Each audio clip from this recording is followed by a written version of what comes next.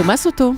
Faut-il avoir peur de la Chine ou faut-il se faire de la Chine un allié ? Bonjour Nicolas Barré. Bonjour Thomas. Jean-Marc Ayrault, qui est actuellement en visite là-bas, a manifestement choisi la deuxième option. Et il a 1000 fois raison, la Chine est évidemment un allié. D'ailleurs, historiquement, la France est le pays occidental qui l'a compris la première. Il y a 50 ans, en janvier 64, le général de Gaulle, le premier, reconnaissait la Chine maoïste. Ce fut un événement considérable.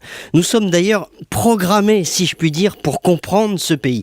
Nous partageons les mêmes passions pour la centralisation, pour l'État et pour la méritocratie. Et je pourrais faire remonter les intuitions françaises sur la Chine à Napoléon. C'est à lui que l'on doit cette formule visionnaire: quand la Chine s'éveillera, le monde tremblera. Évidemment, Voilà. formule reprise par Alain Perfit. Mais aujourd'hui, Nicolas, on a plutôt l'impression que les Français tremblent face à la Chine, et notamment sur le plan économique, évidemment. C'est le grand paradoxe. Nous comprenons la Chine au plan politique, nous la craignons au plan économique, mais heureusement, les perceptions changent. On commence à ne plus voir ce pays seulement comme l'empire du made in low cost, mais comme un partenaire industriel avec lequel il faut traiter d'égal à égal. Et tant mieux, il faut en finir avec les fantasmes sur ces Chinois qui passent leur temps à nous copier.